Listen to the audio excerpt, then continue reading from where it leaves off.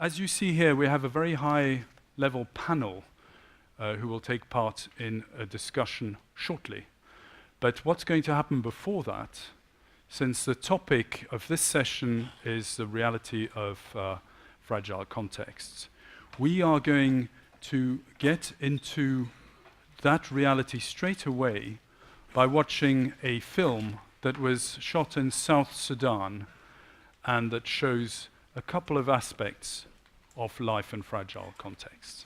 So we'll watch that first, and I'll come back to you afterwards with details of the panelists. Ever since the conflict began, tens of thousands of people have been killed in the fighting and in ethnically motivated massacres. Here in Bentiu, in the northern part of the country, the conflict is especially brutal. Looting, torture, murder and gang rapes are employed as a tactic of warfare. To escape the violence, many people fled to the vicinity of a UN mission base. From a few hundred displaced persons initially, this has now grown into a camp with a population of over 120,000 inhabitants. A wall, guarded by UN peacekeepers, was built around the camp to protect people from attacks by armed groups. The International Organization for Migration, IOM, is responsible for running the camp. When you have 120,000 people belonging to very diverse population groups living together at such close quarters with no hope for the future and no work, conflict and violence are bound to occur. The violence is often directed at the most vulnerable, namely women and children. The NGO Nonviolent Peace Force is conducting various projects in Bentiu to raise awareness of gender-based violence and prevent such violence. Today we met with the Women's Association in the POC, and we talk about what conflict is, what violence is, how to mitigate conflict. And all of these things over time, we simultaneously not only build our relationship with the local community, but we're able to engage with them on a different level. We're able to actually understand what the problems are and how we can help to solve them together. We don't just go into communities and do capacity building, but we get to know the local community, and the way that we do this is by constantly meeting them, knowing their names, meeting their children, caring about, and we're also able to get to know each other on a different level. Yori Yori. Mongolia. Shek Mongolia.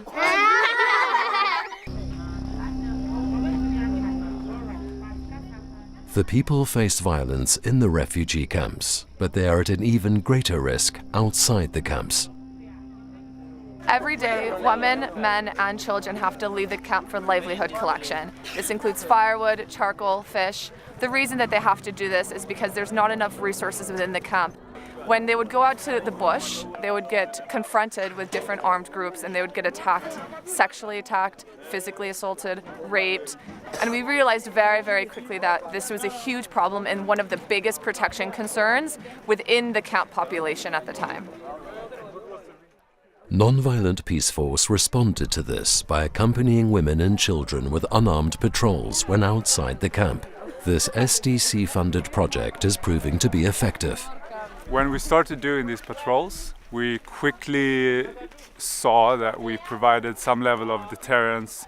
We got feedback from the community that they felt safer, and we quickly saw a drop in the level of attacks on civilians, particularly women, related to sexual violence.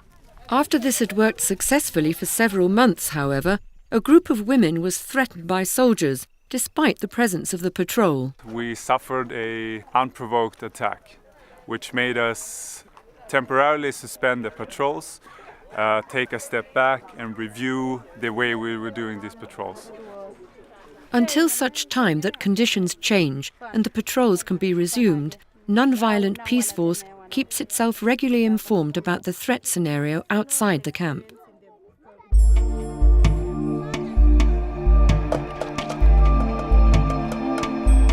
Projects and actions to protect the civilian population are more important than ever, because for now there appears to be no end in sight to the violence and conflict in South Sudan. I think you'll agree, quite a powerful video in what is currently ranked as the second most fragile state in the world, South Sudan. Now, to talk about their experiences in and off the field, we have, as you see, a high-level panel of specialists who have worked in various capacities in different regions of the world. Thank you very much for joining us. Let me introduce each of you briefly. Andres Huber, you, and forgive me if I get the pronunciation wrong occasionally, Andres Huber, you're Deputy Head of SDC, the Swiss Agency for Development and Cooperation, and the Swiss Humanitarian Aid Unit. You're more specifically in charge of Africa, but you've worked in the Democratic Republic of Congo, in Afghanistan, and in Colombia as well. Alexander Hoog, you are currently Principal Deputy Chief Monitor of the OSCE Special Monitoring Mission in Ukraine. You initially trained as a lawyer, but you also have you served in the Swiss Army as well, including as a regional commander of the Swiss headquarters support unit for the OSCE in northern Bosnia and Herzegovina. You were twice in Kosovo for the OSCE mission there, but also the EU Rule of Law mission, and you worked in Hebron with the temporary international presence there. Beatrice Weber, you're head of disaster relief at the Swiss Red Cross, and you also head its security working group, which is very relevant to the discussions we're going to have today as well. You started your career with the ICRC in '93 and spent 9 years in the field, particularly in Central America. Remo Jesu, again, apologies for my bad pronunciation. You're co-head of international programs at Helvetas. You have more than 25 years of experience in managing projects in Africa, Asia, and Latin America. You've done field work in Bhutan, Cameroon, Indonesia, the Philippines, and Sri Lanka. You've worked for several NGOs, and as we will hear, and this is also very relevant to the discussions we're going to have just now, you were in the front line when a country manager was kidnapped in Afghanistan when you were there, and we'll hear about how you handled this particular crisis. Lydia Mutimbanyoka, you are the interim head of you're interim head of humanitarian aid at Save the Children Switzerland. Previously, you worked for other NGOs, and your experiences include stints in Yemen, the DRC, South Sudan, Southern Africa, Northern Sudan, Northern Uganda, Pakistan, and Zimbabwe, where indeed you are originally from. And that's not irrelevant, since that itself is a very challenging country to live in and presumably to work in as well. Finally, to my immediate right here, we have Danielle Glintz. You're a counselor at Saint-Fort in a senior role developing and coordinating training. You were first a journalist in East Asia, a colleague.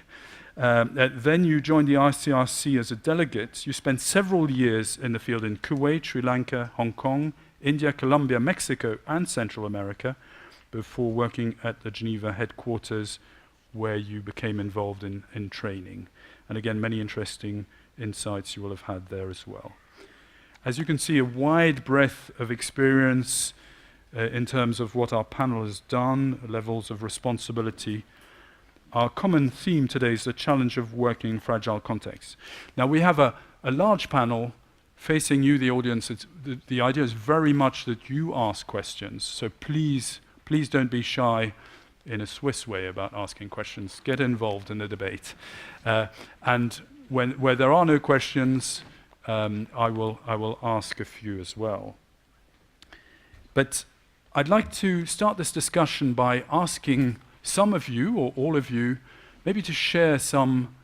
We heard in the previous session about the dangerous reality of working in fragile contexts. Would some of you like to share your experiences, your significant experience, maybe your scariest moments in the field, so we can gain an insight into what that reality is? Who'd like to start? Alexander Hoog, maybe?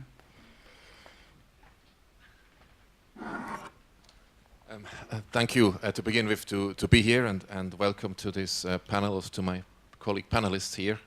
I'm both here to tell you my experience, but I'm equally here also to learn from you. So give you first something from me there. There were many situations where the situation was either perceived or real dangerous, and probably one of the most recent ones is probably illustrative for this, where at the outset of the conflict in Ukraine, the mission had conducted a patrol. It had to cross the contact line in the center of the area in eastern Ukraine where the conflict had erupted.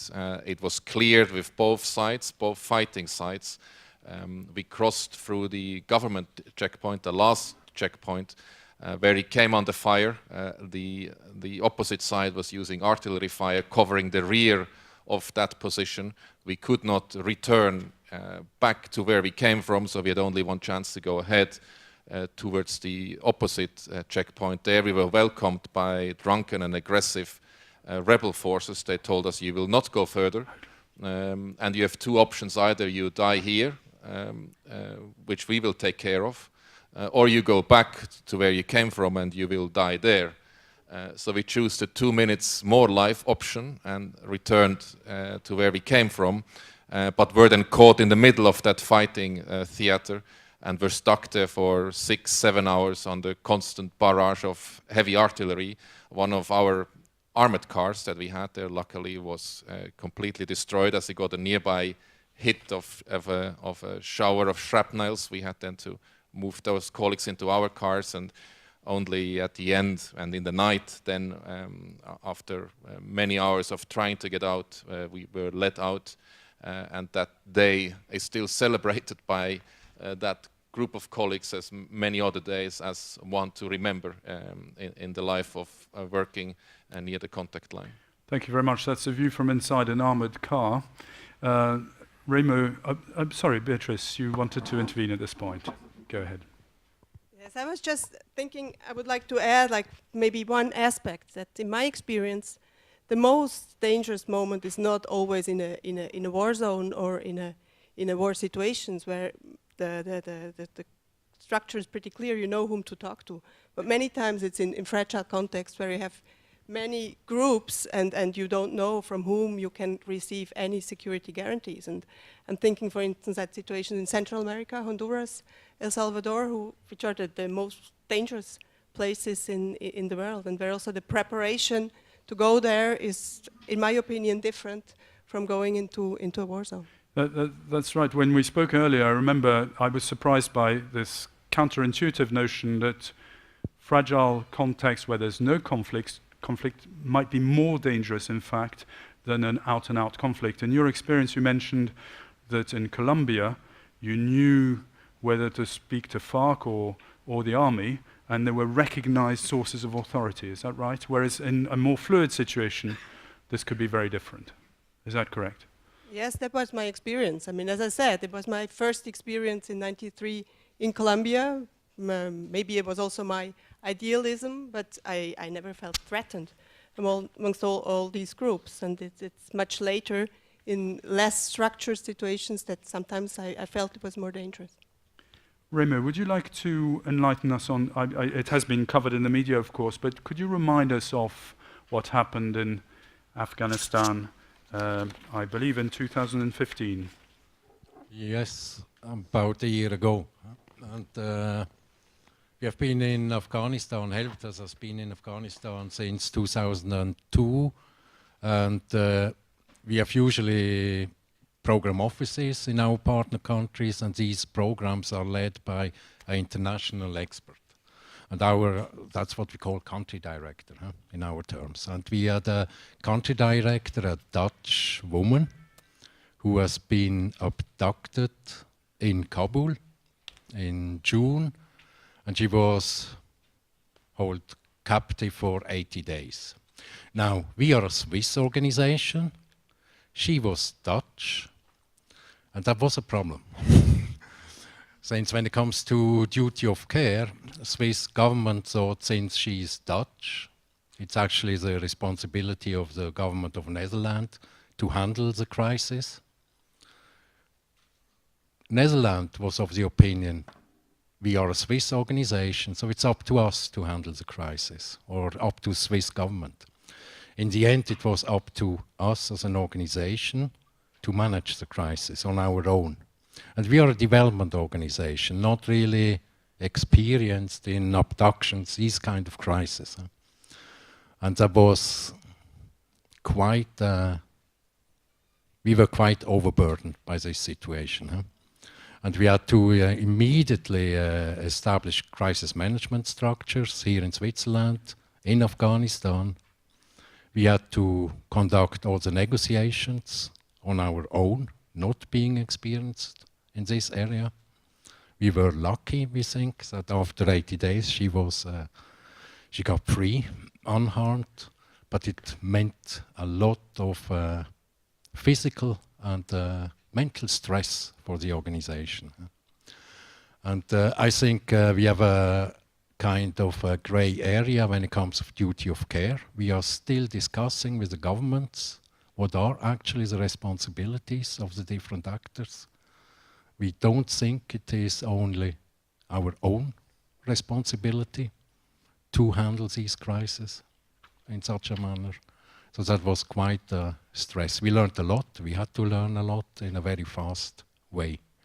What is also a little bit, what we also learned is, apart from this duty of care matters, it's also that we as a development organization, we apply acceptance strategy. That means our security and safety is in the field with the communities. It's guaranteed by the communities.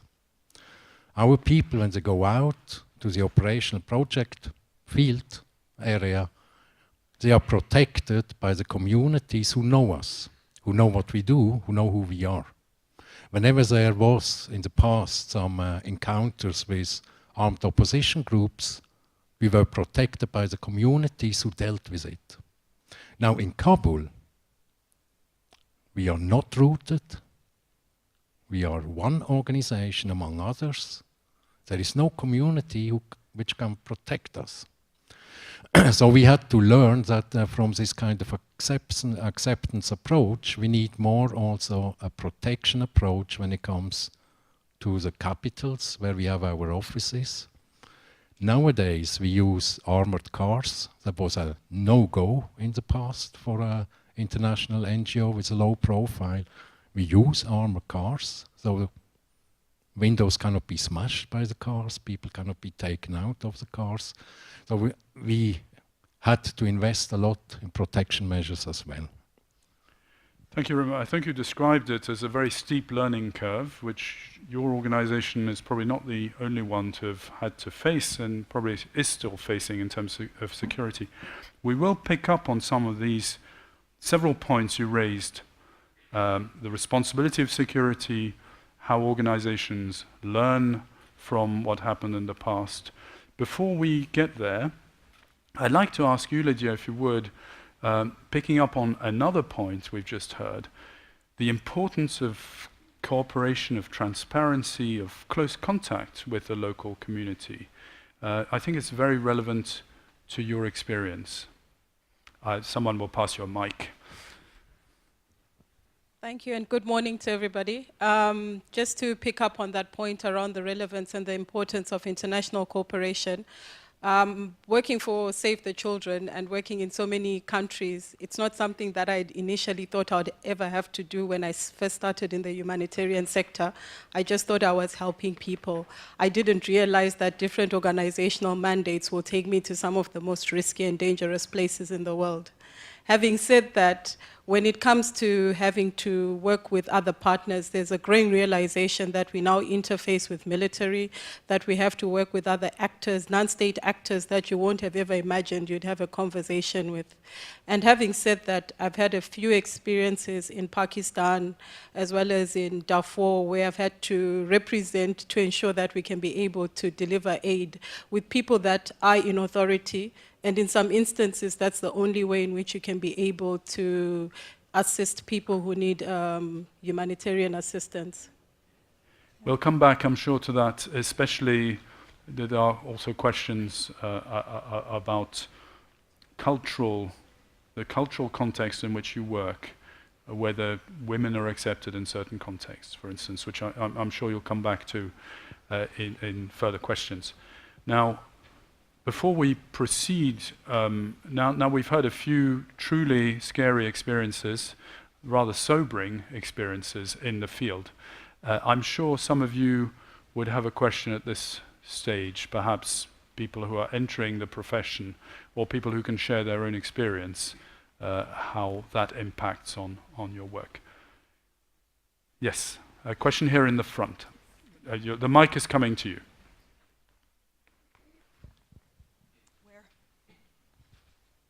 Thank you. I just have a question about the kidnapping. Did you have to pay a ransom? And if it's the case, do you think it increases the risk of developing a business of kidnapping? We didn't pay a ransom, but that was due to certain conditions, which I don't go into details. But even if you don't pay a ransom, criminal gangs know that you have been targeted. So you get a high profile. So the risk to get again into such a crisis is higher. So we had to go for additional protection measures, as I said. What we learned, and that was a criminal gang, what we learned is that they know exactly who they want to target, and whether we already have introduced certain security measures, like you don't go always the same way to the office, you know all these things, not at the same time, but if they observe you for months and they just follow you by car, then it gets difficult. So these are difficult situations for our staff also, which got really traumatized by that. And you have to build up, and I go into some other topics now. You have to build up again a spirit of confidence, that you can really work in this area, that it makes sense to make this job. We have established now collaboration with CareLink, it's called, with a psychological organization, with psychologists who accompany us in getting again up to our feet, right? It's for the entire organization, say it, because we are also a development organization, not really like maybe the others here, being exposed to these kind of crises very often. So we have to learn a lot, and as an entire organization, especially also the attitude, where we always thought we are safe, we are secure, because we are protected, low profile, and all the communities help us.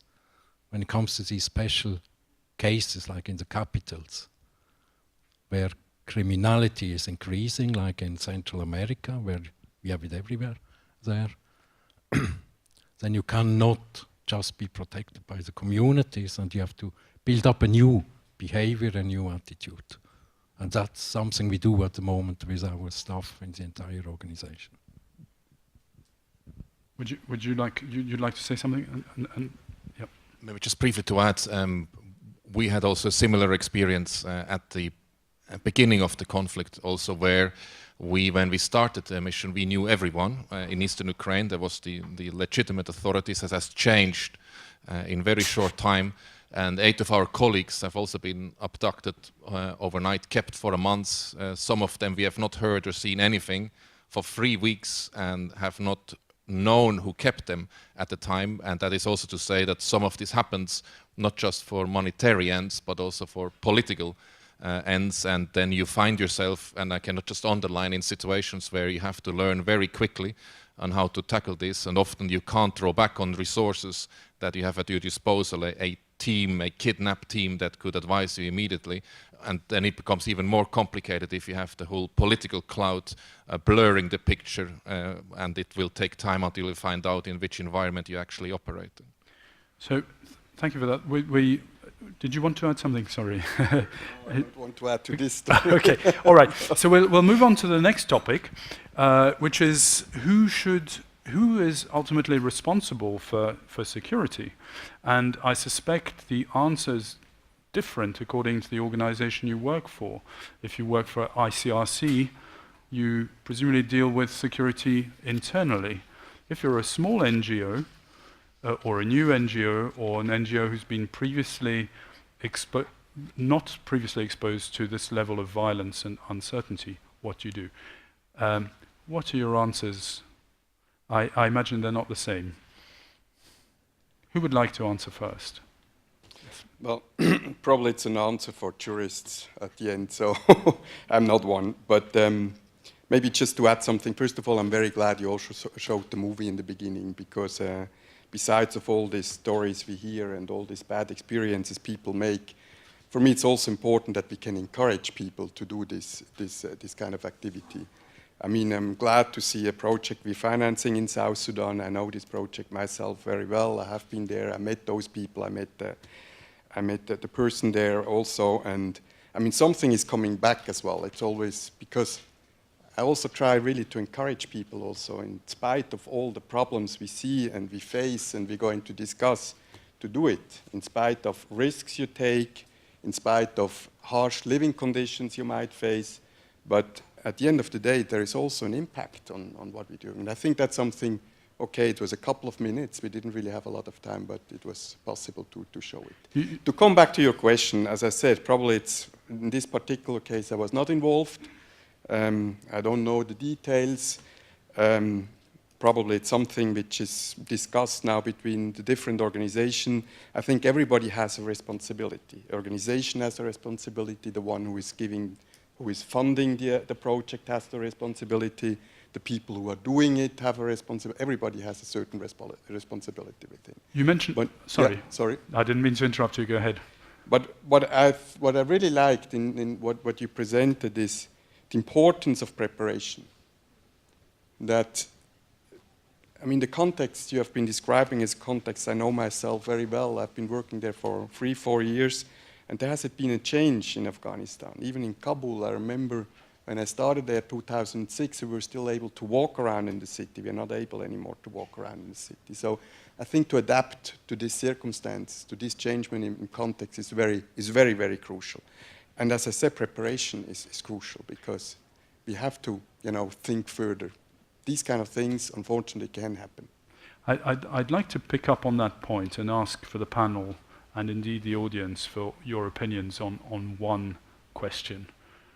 How do you prepare yourself individually? All right, protection systems are in place. They're not always clear at the time. You have to deal with unexpected situations.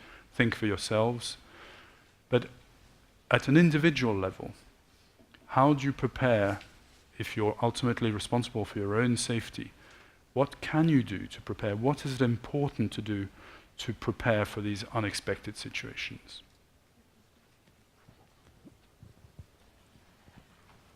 I'll give a few examples of how I've prepared for circumstances and experiences I hadn't expected in my professional career. I've mainly worked in humanitarian contexts, in conflict environments, as well as in fragile contexts.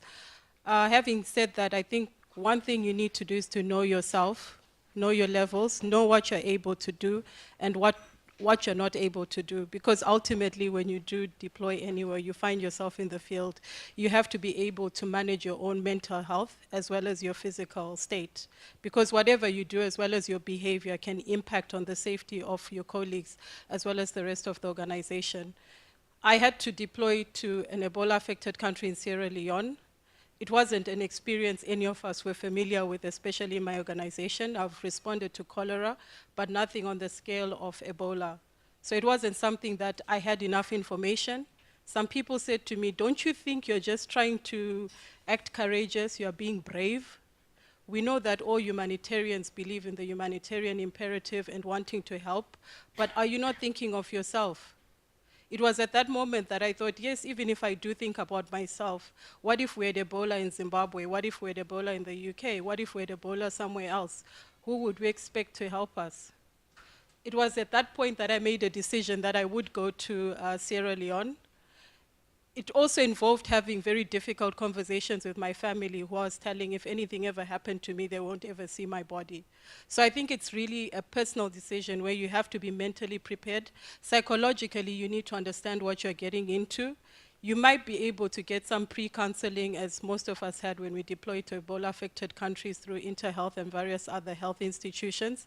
But ultimately, you make the decision. You have a right to withdraw and a right to say, I will go in a very difficult context. Daniel, if I may ask you, what do you advise people? What advice do you give to people you train? So the question of the individual responsibility and the individual preparedness, what I was listening to my colleagues here, and I just find it very difficult for an individual to be at the same time busy and engaged and aware of everything that can happen. Maybe the only solution is to have a team. So one is busy and the other one is watching out. Because I can't, I've tried, I don't have any heroic stories to tell. I've never had a security incident in my career in the ICRC or as a journalist. But if you're busy walking somewhere to deliver some service, you're either concentrated on your own plan or you're concentrated on the surrounding. It's very difficult, although we have two brains, the left and the right hemisphere, which are supposed to take care of these things. But I find it very difficult. So, and maybe this is also the answer, that the institution has a responsibility. That's the frame you are able to evolve in. So there is an individual responsibility. I mean, do whatever you can yourself to keep, as one of my old ICRC colleagues said, security is a state of mind. It's also a lot of preparedness. It's also being prepared for anything that could happen. But ultimately, rely on your guts, on your common sense, and beware maybe of the too much top-down security frames. I'm a staunch believer in the bottom-up security systems, meaning that it's not somebody in Geneva for the ICRC or in New York for the UN that orders security top-down. It's the people very much at the edges, on the periphery, who know best. And as you said very rightly before, being accepted and having a constant dialogue with the communities around you and being aware. Do they still greet you in the morning? Do they still smile? Are the shops still open? Is traffic still normal? This is where security, where you get the feeling of the whole business. So it's difficult to train. Yeah, it's more letting people learn it than imposing and training it. Beatrice, yeah. Maybe just to add one factor, I completely agree with what you say, but not to underestimate either what your personal behavior in your personal and spare time can have as an impact on security, to be aware that you are constantly under the radar. It's not that it's Friday and at 5 o'clock you go home and nobody knows what you're doing. I mean, wherever you go, people will always question whom is he or she talking to and what's what are they talking about, and this can have a huge impact on security too. I'd like to ask a question. I don't really want to hog the mic here, but I think it's possibly a question that we've all got in our minds. It's a paradox of the internet. The internet helps you know about the world, but it cuts you off from the local community. I think, Daniel, you were the one talking about that, weren't you, when we spoke earlier? Would you like to elaborate on that? Well, again, it's the key word I think many people have said here is acceptance. So being accepted, at least tolerated. But if you're not tolerated by the communities you work with, then it's danger everywhere. So to reach this level of tolerance, you need interaction. You need to talk to the people. And indeed, the more you escape into the virtual world of your friends at home and Facebook and other stuff, the less time you spend on the ground. And I think this is quite a risky behavior. I'd like to turn to Lydia now. I will come back to the audience. Please bear with me. There is a logic to this conversation because you said something very interesting about being accepted by the local community and interacting with the local community.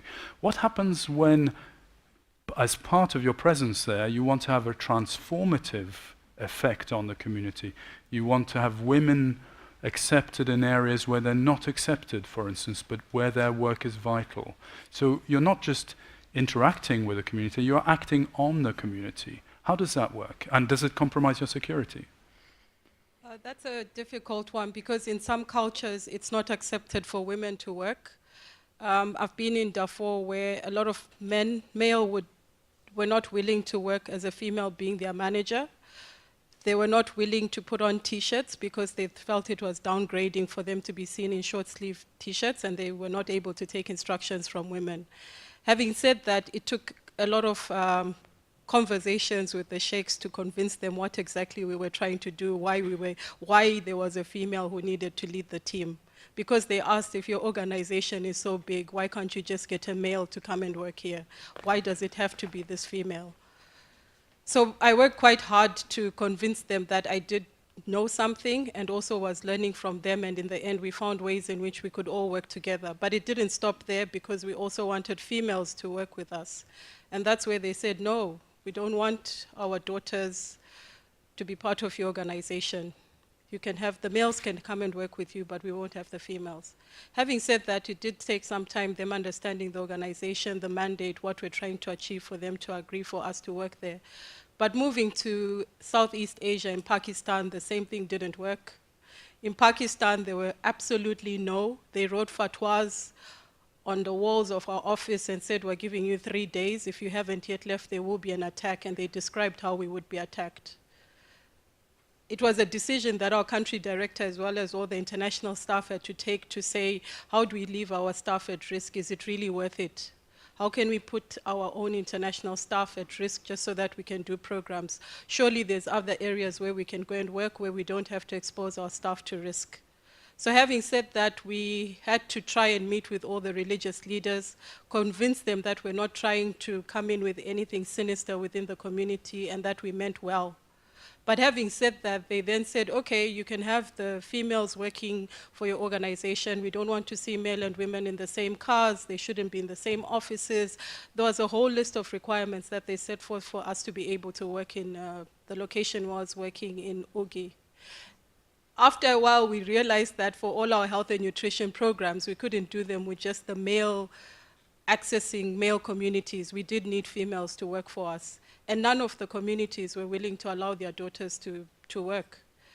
They said to me very categorically, a woman only leaves the house 3 times: when she's born, when she's married, and when she dies. And it's not going to be to go and work. So it was very difficult for us to convince these families as well as the women themselves, because they felt they would not be safe, they wouldn't be accepted being seen working for an international organization. So it took a lot of conversations and discussions with the community leaders as well as the families. Having said that, it wasn't just the leaders themselves agreeing that the women could work for us, but it also took the women themselves saying that we're willing to come and work for you. So it's a higher level of acceptance, because we're also putting those same staff at risk, not just the international staff who are working there, but also the national staff who are going to be working for us.